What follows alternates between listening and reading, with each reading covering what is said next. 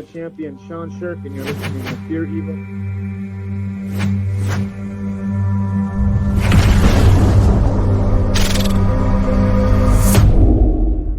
What's going on, guys? Welcome back to Pure Evil MMA. I'm your host, as always, Evil Eddie, and today we got a really special guest for everybody. I know I say that a lot, but we've had 4 UFC champions that we've interviewed over time, but this one goes back to the roots of where I started.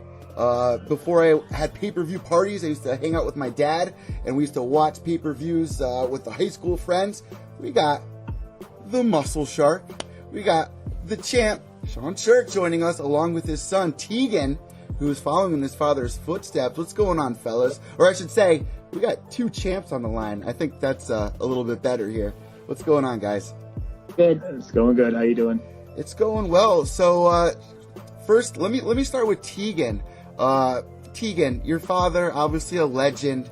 What was it like growing up with your father, traveling a lot? I know that he was over in Japan for a little while. Maybe you're too young to even remember that, but he made a lot of sacrifice for you. Even tried to make a lot of local shows instead of traveling. Do you remember that? Like, what was your childhood like with a father that's always jumping around? I remember a little bit. I feel like every weekend he was gone, and he would always come back with stitches on his head. No, I don't know. He would always come back hurt. And I'd always think about what is he doing? That's what. Wait, hold on. Is that your line or my line doing that over there? Oh, that's not mine. Sounds like a business signal of some sort. So that had to be weird. Sean, how did you address that to your children? Because I do a podcast with James McSweeney from Ultimate Fighter Season 10, and he's kind of brought that up, like having to address to a child what it's like to have a parent that's, in the fighting business, and how to not look up to that in the way of violence. Like, how is that for you as a father, coming home with those stitches on your head? How did you explain that to Tegan? Well, the kids were real young when I was competing. My last fight was 2010, so Tegan would have been 4 and my other son would have been 5. So I think they knew something was going on, but they didn't really know what. And it's not something you can really explain to them. They don't understand the magnitude of what was taking place. They just knew Dad had a job where I traveled and come home with some bruises and stuff like that. But, that was their version of normal. That's what they knew as normal. So it's not like I went to school it's not like I got up in the morning and left the house with a suit and tie and a briefcase. I left the house with gym clothes and I came home with black eyes. That's what they're used to. And then they're getting to the age where they start watching the transport and I'm like, wait, is Dad part of the CIA or something? Like, why is he traveling? Right. Yeah. But, I read that you made the decision to stop traveling a lot because you wanted to be more of a family man. Was that something that was affecting you and your wife and the children? Did you see that? And was that affecting you as a fighter, kind of a distraction? Because a lot of fighters will say they feel better when, even their wife and children are ringside. Even Frank Mir has his daughter in the corner now. So what was that like for you? Yeah. Well, my kids were too young to be traveling with me, and so that was never really an option. And towards the end of my career, I stopped traveling long distances. I wouldn't be out of town for 2, 3, 4 days a week. I'd leave on the weekends, and I did a lot of seminars and I did a lot of meet and greets and things of that nature. Because, my phone was ringing all the time and I knew there was a light at the end of the tunnel. The career was coming to an end, so I couldn't turn down opportunities that were coming my way because I knew it was all going to stop relatively soon. So I took advantage of all the opportunities, but I just spent less time away from home. Like if an event was on a Saturday, I'd leave Friday night or Saturday morning and then come home, Sunday morning. So I was only gone for a day and a half rather than 2 or 3 days like earlier in the career. So, I just kind of made the adjustments, but I didn't turn down any of the opportunities still. Now, what was Tegan doing when he would get home? Because, obviously he's following your footsteps. He's got a lot of ththings going on right now, going 5-0, winning the tournament. I know that you got to be one proud father. So what was Tegan doing? Did you know that he was interested in that, or do you feel like he has pressure? When he was born, I knew what he was born to do. I mean, he was born to compete. He was born to wrestle. He was born to box. I mean, he's been boxing with me since he was probably 3 or 4 years old. He was throwing a punch almost as soon as he could walk. Wow. So that's just kind of what he was born to do. Fortunately, he was born with some good physical attributes. Oh yeah. And both your sons. Well, definitely, yeah. So, I mean, it's something I love to do, and therefore, as a parent, you want your children to love what you love. So, I never really pushed it on them, but it was always there for them, and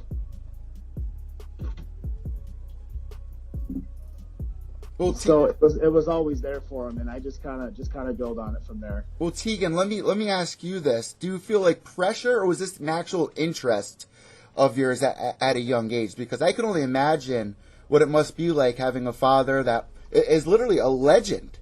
So do you feel pressure? Do you feel like, wow, like I have these genes, it's in my DNA, like the song goes by Kendrick? But what is it like for you right now? And to see what you've been accomplishing, is it becoming more of a reality? Like I can really do this?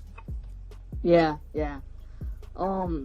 As soon as I started winning big stuff, I realized I can do anything I put my mind to. Now, what do you and your father practice together? Because that's got to be an advantage. Like when you guys spend the most time together, I'm sure that's a huge connection. A lot of you musicians with their children, they'll sit down, they'll write music together. You guys must have an amazing connection inside the gym. What is that like for you two? Do you play more of the son model, or do you play more of the just listening to your father? Like, how is that dynamic there between you two? Both. Definitely both. Like, do you feel like he's a little bit more easier on you, or do you feel like he's as strict as he would be with anyone else? No. He what would you say, Dad? I think, I try, I want to have fun with them. That's the goal. Yeah. I think if somebody's pushing you hard to do something and you don't really love what you're doing, or you don't believe in it, it's going to be forced. Therefore, you're not gonna go as far, because the love and the passion's not there. So what I've always tried to do is grow on the love and grow on the passion, and just kind of let things take their place. So I always preach that I want to have fun first, and if you're having fun and if you're enjoying yourself, the winning will come naturally. So like I said before, I mean, he just always kind of had a natural ability for wrestling and anything athletic in general, not just wrestling. So he played soccer at a high level, won a state title. Oh, wow. He's been boxing with me since he was 4. He does jiu-jitsu. We do little pretend mixed martial arts fights at home. I've got a wrestling room, a boxing room, a weight room, hyperbaric chambers. My whole basement is set up towards training and competing. So you don't really got to go that far around here to get a good workout in. And anytime the kid walks up to me and he's got gloves on and he says, "Dad, let's go downstairs and train," I jump off the couch and go immediately. So I love what you're saying here, because it amounts to anybody with anything that they're doing. You have to love what you're doing. So Tegan, when did this interest really start with you? Did you like see your father? Let me ask you this. When was the first time you watched one of your father's fights? And what was that like? When did it start? Yeah, like, let me ask you, when was the first time you actually saw one of your father's fights, whether it was on DVD or online? When was the first time you actually saw that, and what was that like? I thought it was interesting. I saw it on tape. It was video recorded. He's facing a Asian guy. You double legged him. What was this, over in Pride or? Pride, yeah. It was the coolest thing ever. I saw it and I was like, dude, I want to do this. I said to my dad, how do I do this? And he goes, wrestling comes first. And I said, okay. Then ever since I've liked wrestling. So now, champ, let me ask you this. Your son brought up something really interesting. Back in your era, wrestling was the number one thing to have under your belt. It's still that way today. Can you explain to our listeners why that's the most important thing to practice at a young age and then expand your Muay Thai, your boxing? Why is that so important to have? Well, Wrestlers are so successful in mixed martial arts because they learn how to compete as an individual at a very early age. You know, we go to wrestling tournaments every weekend, and he's been wrestling since he was 4. So every weekend we go to these wrestling tournaments, and we have all these kids out there battling and competing, and they're out there crying, and you know they want their mom, and you know they sometimes they want to quit and they're bleeding, but they have to continue and they have to dig deep and learn how to persevere through fear and through pain. So you know, wrestlers just have a knack for being able to grind through hard moments with through the training and through the competition level. So that's part one, what I'd say the mental aspect. Part two would be the physical aspect. You know, wrestlers, there's a lot of speed, a lot of balance. You have the ability to keep the fight on the feet if you want to. You have the ability to put the fight on the ground if you want to. So therefore, you can dictate where the fight takes place, and that's a big advantage to have. If you're in a fight with somebody and you're in a trouble situation, you get hit hard and you're looking like you might get knocked out. You know, you could always shoot a double and put the fight on the ground. So, you know, a lot of guys don't have the ability to do that. Or if you want to keep the fight on the feet, you know, come take me down. And if you can't take me down, you have no choice but to keep the fight on the feet. So that's why wrestlers are so successful, is just with the physical attributes and with the mental toughness. And, you know, there's been more UFC world champions with wrestling backgrounds than every other fighting art combined. So if you look at those statistics, I think the numbers pretty much say it all.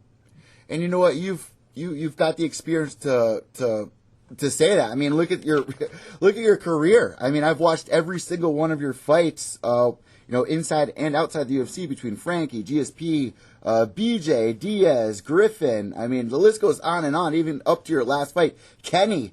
But you've been doing this since you were 7 years old. Where did that start with you? Was your father a part of your journey as well? And I mean, what got you interested? There was no such thing as mixed martial arts when I was growing up. So for me, it was basically wrestle. What was that, early 80s? Well, I mean, my version of mixed martial arts as a kid growing up was get into fights with kids in the neighborhood. So, yeah. You know, that happened a lot. You know, this was back in the 80s. We weren't held by the same standards. In Minnesota, correct? Is that where you grew up? In Minnesota, Midwest, yeah. Okay. So, you know, that was my version of mixed martial arts growing up, and I became a UFC fan after watching UFC 2 that was on pay-per-view, and I saw Ken Shamrock, and he was a true mixed martial artist, you know, at that time, where he could box, he could kickbox, he had a huge wrestling background, he had a submission background, and you know, that was my defining moment where I decided that's what I wanted to do, and I found a gym within 6 months and started training mixed martial arts. Within 6 months after watching UFC number 2. You found the gym with what was his name? Greg Nelson at the Academy right in Brooklyn Center here. That's it. Now, you have your own place right now, right? Is that where you guys are training at Minnesota Martial Arts Academy, right? Well, I don't own that. That was the name of the academy where I trained at with Greg Nelson. So I have a gym at home that I train at with my boys. So we've got our own wrestling room, we've got our own boxing room, our own weight room, and I'm going to be building them a boxing ring here soon, probably sometime this summer, so they can go downstairs and box whenever they want to as well. Now, I'm sure you having, you know, the history that you have, it could be an advantage for helping your son. Have you sent your son to any other gyms? I mean, you have a lot of connections. Do you do that with him, or is that going to be later on? Well, probably later on. You know, right now we really focus a lot on wrestling, as wrestling takes up probably 9 months out of the year. So he just won the folk style state title here in Minnesota last weekend, but he had won 4 state titles before that, so it wasn't his first state title. So he's been doing this stuff for a long time. He's won multiple national titles. We travel and we train at a school called Pinnacle, which is a wrestling school, specifically wrestling school. And, you know, we travel and do tournaments all over the country. So, you know, the goal is just to keep moving forward with that. And then we do box, we kickbox, we do jiu-jitsu and things of that nature. So I think I don't really see the point in paying somebody $100 a month to train my kid when I'm perfectly capable of doing it right here at my house, Well, yeah, I was just saying, like, do people come over and, have dinner and just show your son a couple of things? But I'm sure the future has all that in store for you. So Tegan, let me ask you this. What is it like being the son of a champion on the wrestling team? Do you feel that pressure, or, what is that like? That's really interesting to think about. No, not really. Like, do the kids know your father?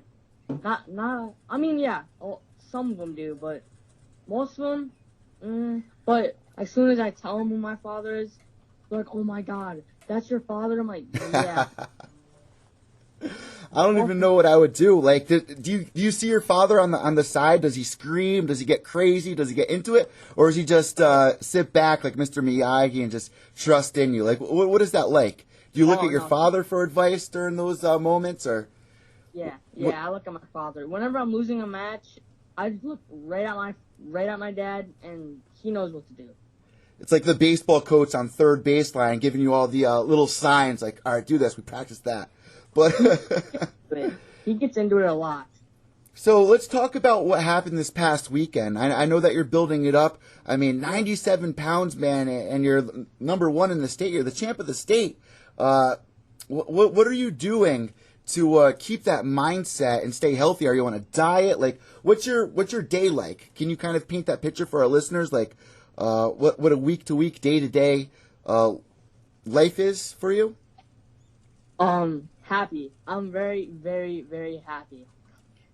Would you meditate? Like, what do you do to keep that positive mindset? I'm sure it could get frustrating at times, it could get stressful at times, but like your father said, you got to stay positive. You got to love what you do. How do you keep that kind of a mindset to just keep enjoying it and keep thinking about it? Always keep thinking about wrestling. That's all I do is ever. I never ever stop thinking about wrestling. Like, whenever I see my dad, I just want to hit him, wrestle, kick him. Let's be real. In 10 years, who do you think wins, you or your father? Yeah. I train with him a lot, but I'm keeping some stuff just for myself because I don't want to get my butt whooped by my kid. You know that day's coming, right, champ? It is. I know. I got a lot of tricks. I got a lot of tricks in my bag still. Yeah, I'm sure you're worried about it. Like, I can't show him everything. That day's going to come where you guys get into that fight, and it's going to get real. It's going to get real. And then he's going to make you sit on the side of the table, and he's going to take the head seat for dinner. Yeah. I'll be okay with that though.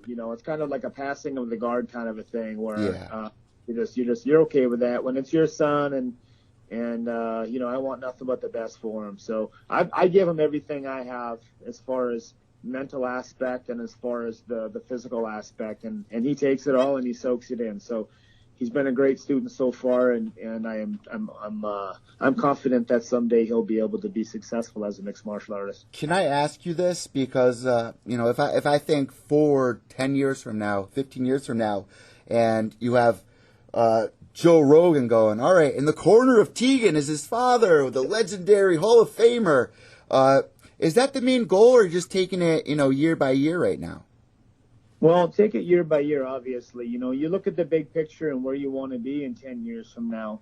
But, there's a lot of small things that take place before those big goals are able to transpire. So right now, the goal is to make the high school team next year, get on a podium for the state tournament, maybe win a state title or two in high school, win some national tournaments as a high schooler, start training more mixed martial arts, and then, after you graduate high school, you kind of assess where you want to go from there because, things change constantly. Hopefully we can stay healthy and keep the mindset right in the process. So what is it like in high school for wrestling at such a low weight? I know when I was in high school, they were so strict about, being on weight and this and that. What do you do for diet and eating right and healthy? What do you guys do for that? He has to cut weight right now, so he doesn't weigh 97 pounds. It came down from about 102. So he had to lose some weight, and he had to get down to 97 pounds to make that weight class.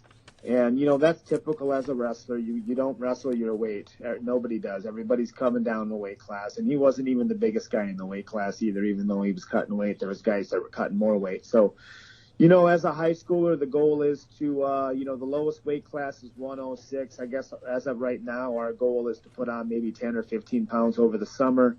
And then we can assess where we want to be at that point in time with our varsity team. So we have a really good team right now with our high school here. We have a lot of really stud wrestlers. So I think there's good things to come with the team, and we'll collectively come together and decide where the best spot for all the wrestlers are going to be come next year. That's got to be really interesting for you to see young kids with such healthy bodies gain a little weight. Do you see the kind of differences with weight gain in kids like you would with adults? Like, what changes do you see, or are there really none at that age? Well, the changes are significantly different because you're talking about, you know, a 14-year-old boy who's going to be a 15-year-old boy. And, you know, their bodies are growing right now.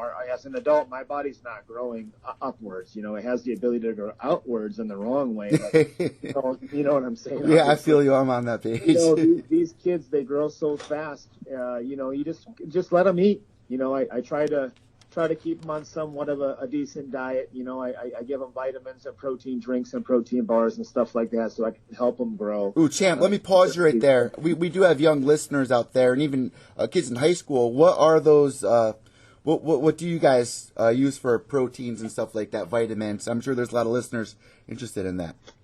Well, I like to do a lot of multivitamins, and we do a lot of B vitamins because I've always been a big fan of B as far as the brain development goes, and things of that nature. A lot of C, a lot of antioxidants and things of that nature.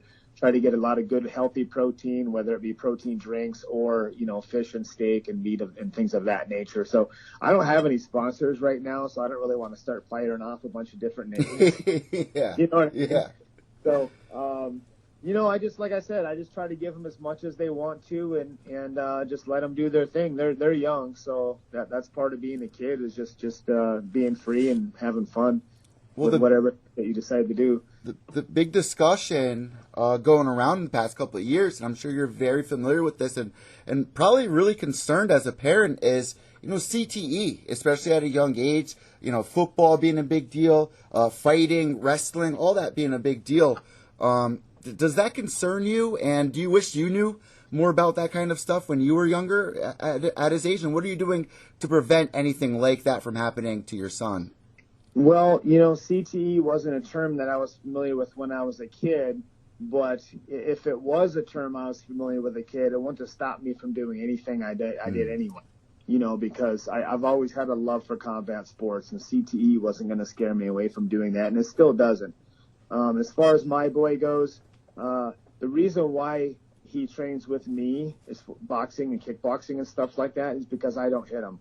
If I brought him into a boxing gym and had him trained with a bunch of guys who box, they're going to clobber him and they're going to hit him as hard as they can. And I'm sure you saw a lot of that back in the day. His brain is too young to get taking damage like that. So I don't hit him when we spar.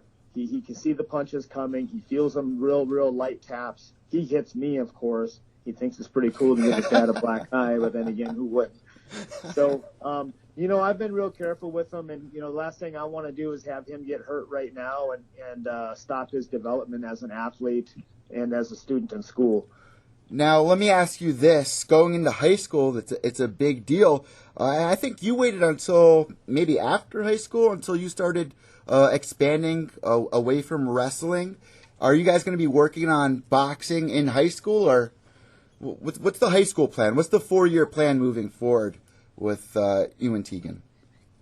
I think we just keep doing what we're doing. It seems to be working right now. You know, he's all in for wrestling, and like I said, he wrestles 9 months out of the year, and most kids wrestle anywhere from 3 to 4 months out of the year. So that puts him a step ahead right there. And, boxing, jiu-jitsu. Well, yeah, boxing. Oh, yeah, that's right. In the off season is what we do. So even when we train at home, even during the wrestling season, right now we'll go downstairs in the basement and we'll wrestle. And I put a lot of jiu-jitsu element into my wrestling, is because, and the reason why I do that is because I want him to learn how to do the funky stuff.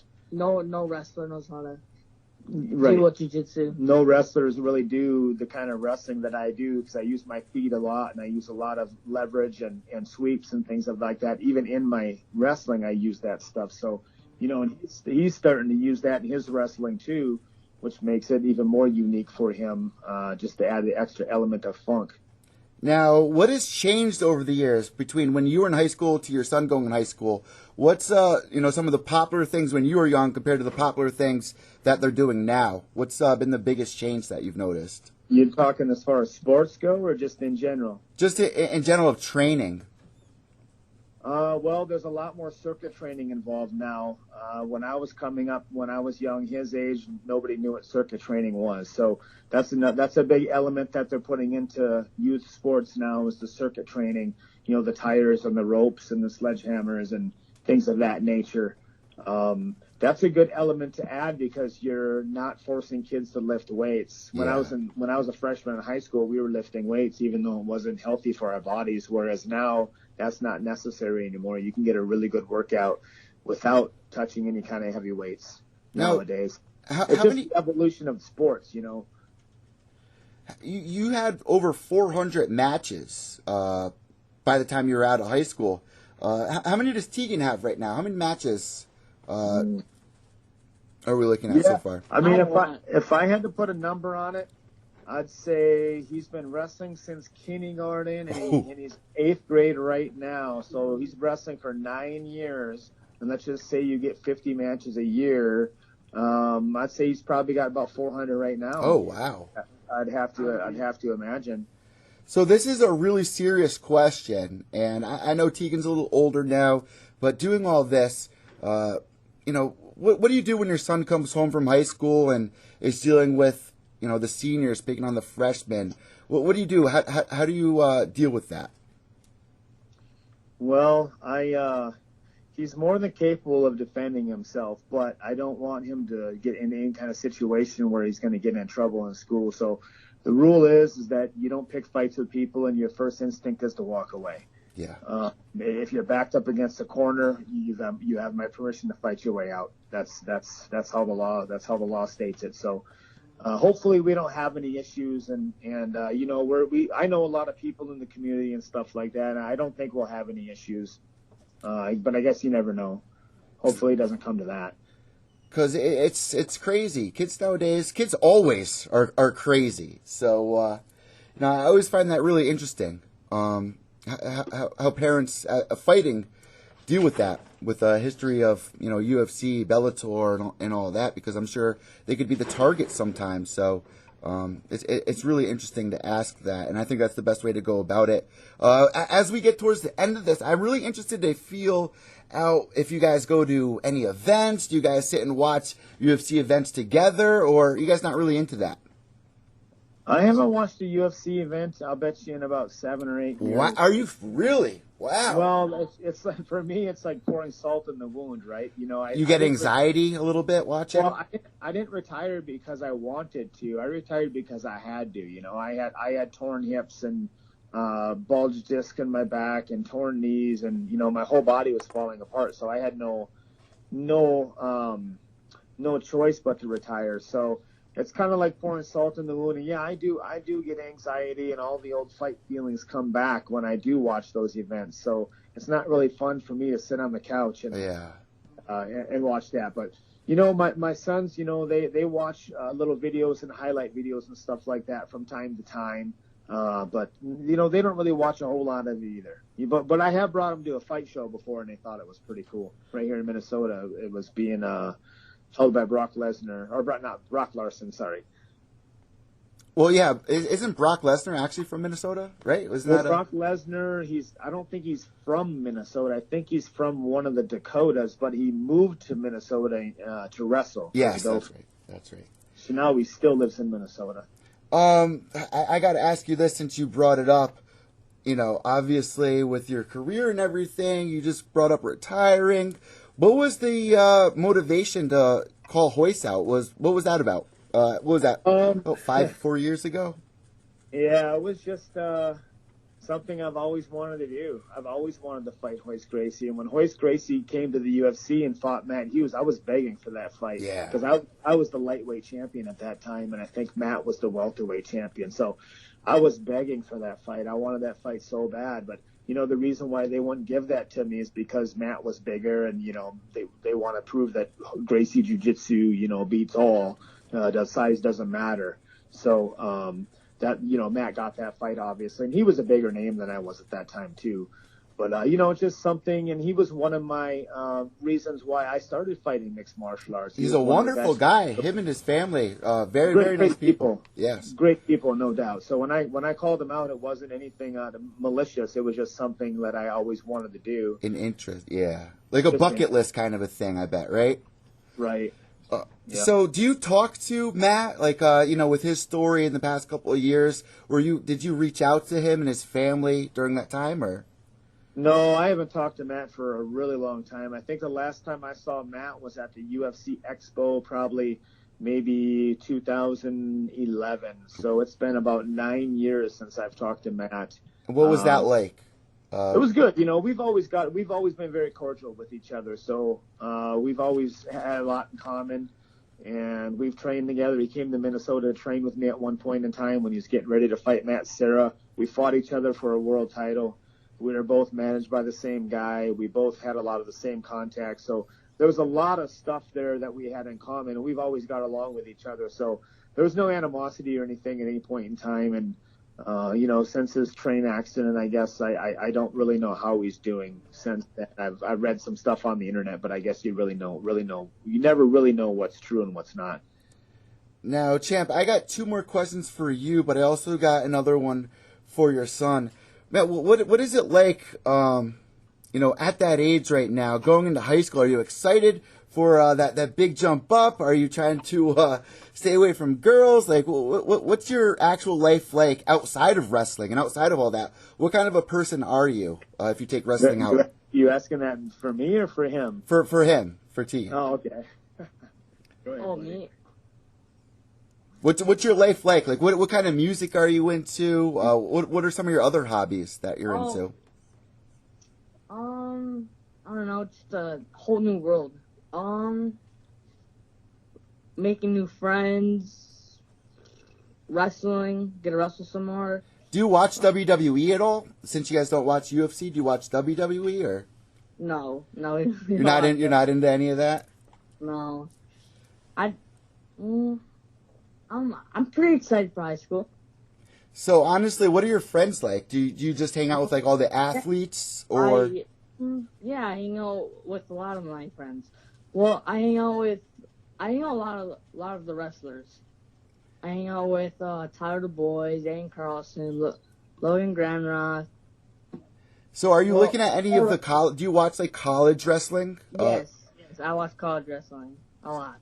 Do you have interest in doing that after high school? Like, yeah, I do. But do you think I could wrestle college? I think you keep focused. You can do whatever you want. No, like just by the looks of you, like I'm gonna pop up the photos that Alex sent me right now. You're gonna beef up, man. I'm telling you. When I was a freshman, by the time I was a junior, I like doubled in size. Champ, how big were you when you were a freshman compared to when you graduate? Me? Yeah, how big did you blow up? When I was in 9th grade, I weighed 98 pounds, so I was Tegan's size as a 9th grader. So he's 1 year ahead of me as far as size and development goes. And when I was a senior in high school, I wrestled 125. I weighed about 130. So I wasn't the biggest fellow in the world, and I guess I'm still not. You want to keep him at a lower weight class compared to a higher one, and can you kind of want him to grow. I just want him to grow, and I don't care what weight class we wrestle. So as long as he just keeps growing and wrestle whatever weight class he wants to. So if he ends up wrestling 160 pounds as a senior, that's perfectly fine. As long as he doesn't weigh 140 wrestling 160.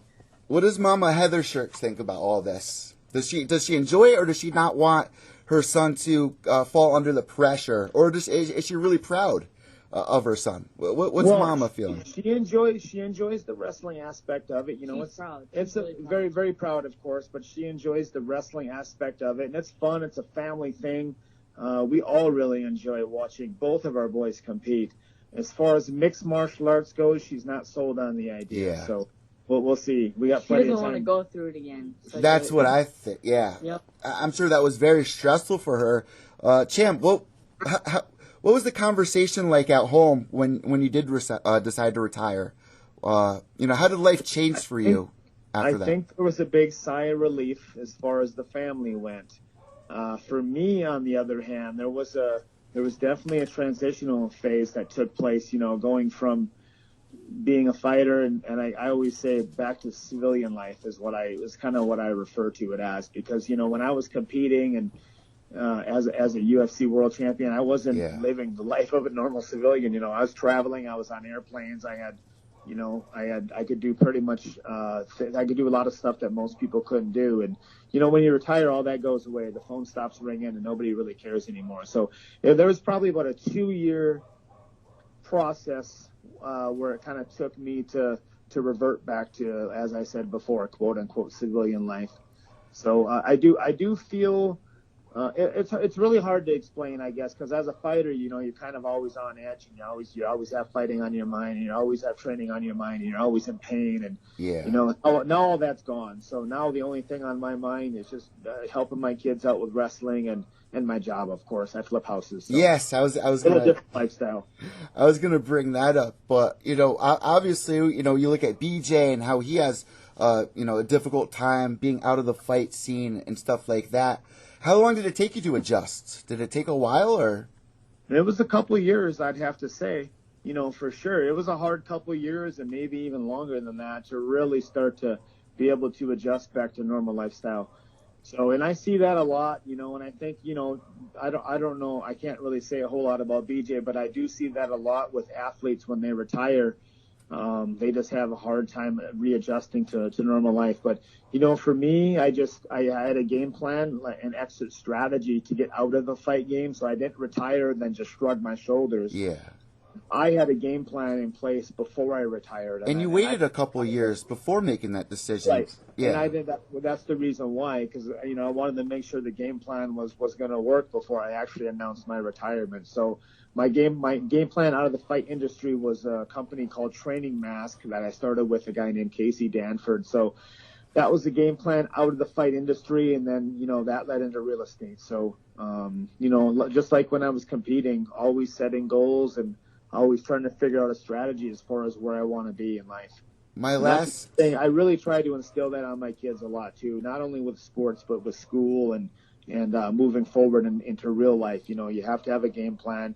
You have to have a strategy. And I always tell them that you can accomplish anything you put your mind to. And that's what your son said right at the beginning of this interview. Like, literally. You like Muhammad Ali said, I had to believe I was a champion before I could actually become a champion. And I definitely believe in that kind of a mindset. Champ, I got 2 more questions for you before I let you guys go. Number 1 is, what do you think? What goes through your mind when you see, Tito Ortiz and Chuck Liddell going in there for, their third fight? Does that kind of panic you to see Chuck go in there and do that again? Like, can you relate to that? What were you thinking in times like that? Well, I've got nothing but the highest amount of respect for Chuck. Oh, we all do, yes. He's done some amazing things in this sport, but I kind of go back to the whole, you have to have a game plan out of the fight industry. Yeah. And if you don't have a game plan out of the fight industry will suck you back in. So I think I think that might be what happened with Chuck. What is he doing right now outside of the industry? He was working for the UFC for a while, and they had to cut him loose because they sold the company. And I think the fight game just pulled him back in because he didn't really have anything else to do to keep him busy, I guess. And I could completely be wrong, but it was sad to see because I know how good Chuck was in his prime. You could hit him in the head with a baseball bat and not put him down. Now that's a different story, but he is pushing 50 and he's had 45, 50 fights under his belt. So it's a sad thing to see, of course. But what do you do? I mean, he's a grown man, so you do what you want to do, right? I was talking to Brad Kohler about this. He was like, you know what? They should open up geriatrics league where you give us a 2-minute break in between rounds and we get to drink a coffee in between rounds, like just joking around and stuff like that. Because that thirst probably never goes away for you guys. You probably, it's still in the back of your mind somewhere. It always is. Speaking for myself, I didn't compete because it was cool, because when I first started fighting, it wasn't cool. Nobody even knew what it was. I didn't compete because I was forced to. I competed because I loved it. And if you love something that much and you put that much time and effort into it, that love never goes away. Yeah. Even though your body says no, your brain still says yes. And every now and then my brain still says, hey, you know what? Let's go one more time. But then I go get one good workout at the gym and my brain says, never mind, let's forget about it. I feel that struggle with a lot of fighters going through the same thing. And it's so interesting to hear. My last question here. What's your number one memory? What's your favorite memory? If we're all at your funeral right now and there could be a memory that plays from your fight career, what's the highlight? Well, winning the world title, of course. That's the pinnacle of any sport that you compete in. Everybody wants to win a world title at whatever sport they're playing. And for me, winning the UFC belt, I'll never forget what it felt like when Dana White wrapped that belt around my waist. I had many opportunities over the course of my career to fight for other world titles in other organizations, and I always turned them down. I always said no. And people said, why? Why do you not want to fight for my world title? And I said, the first world title I want to win is the UFC world title, and I kept that true. So the first world title I ever won in the history of my career was the UFC world title because I wanted that belt. Well, I wanted the first belt to be wrapped around my waist to say UFC on it. So that was the goal I had, and that was an amazing feeling when he wrapped that around my waist. The Muscle Shark, the champ, the legend, and now he's got the son coming up, following his footsteps. Guys, thank you such an interesting interview here, and I'm really interested to see how this unravels, how your son's career will blossom. What about your other son, Tegan? Tegan and Kyler. Yeah, you got two sons. What does Kyler do? Does he not follow the path of wrestling, or what does he do? Yeah, he does. He's never taken it as serious as Tegan has. He's always kind of been more lackadaisical as far as wrestling goes. So he's been a little more on the shyer side, but he's really come out of his shell in this last year, and he had a really good, successful wrestling season this year on the JV for the high school program, and now he's doing the off-season stuff. And he's ripped too. He's got your genes, man. Both your sons ripped. So he's training at the Pinnacle School now as well. All summer long he'll be training there, and then next year the goal is to make varsity. So hopefully we'll have two Sherk boys on the St. Francis varsity wrestling team next year. Oh wow, that's so interesting to see and hear. Guys, I want to thank you so much. Before I let you go, I'd like to hand the microphone over to you if you have any shout outs, anything at all that you want to say. The floor is now all yours. Well, I'd like to thank Sentinel Sports, first of all, for setting up this interview. Secondly, Training Mask, Casey Danford. He's done a lot of really good stuff for me. And Tegan, you got anything, buddy? Well, Tegan, when's your next match? What's going on with your wrestling? Do you have another match coming up or tournament? Oh yeah. I'm still gonna I'm gonna do freestyle Greco. I've been looking forward for freestyle Greco this whole year. So in Minnesota, they have what's called the Triple Crown, right? They have 3 different styles of wrestling. They have folk style, freestyle, and Greco. The seasons run back to back to back. So he just won the folk style state title. Now, if he goes out, if he wins the freestyle and Greco state titles in June, then he'll be what's called a Triple Crown. So that's something that he's been talking about wanting all season long. So that's his goal right now, is to win that Triple Crown. Tegan, can you explain to our listeners out there what's the difference between those 3? Okay, so in Greco, you cannot touch the leg at all. You cannot hook a leg. You can't have anything to do with legs. No legs, only upper body. And freestyle, tilts and turns. Whenever you hit a shoulder on a mat, it's 2. Instantly 2. It doesn't matter how long or how fast it is, it's instantly 2. And folk style, it's everything. Greco, it's a combined mixture of freestyle and Greco. There has to be a certain amount of time to get back points. Say if I go on my back for 2 seconds, that's 2 near fall. But for freestyle, if I go on my back for a split second, that's instantly 2. So basically, the scoring's different and the moves are different. So it just keeps people on the mat and gives them something different to work and forces them kind of out of their element. Like with Greco, for instance, you can't touch legs at all. It's all upper body. So it forces kids out of their element, and it forces them to use upper body throws, whereas most kids wouldn't do that. Yeah. So not a lot of kids wrestle freestyle and Greco. It's probably maybe half the amount of kids that do freestyle and Greco that do folk style. Oh, wow. Yeah, it's got to be confusing for a lot of people. They probably get them mixed up sometimes, like we see, with MMA fighters going over to boxing. You're always like, oh, they're going to go for a single leg? We actually saw that not too long ago. But, guys, I want to thank you so much for joining me here on Pure Evil. And Tegan, congratulations on all the success, and congratulations on being the son of a legend, man. That's got to be so cool. Thank you. Guys, have a great day, and I'll talk to you soon. All right, thanks, bud. Take care. God bless. Bye.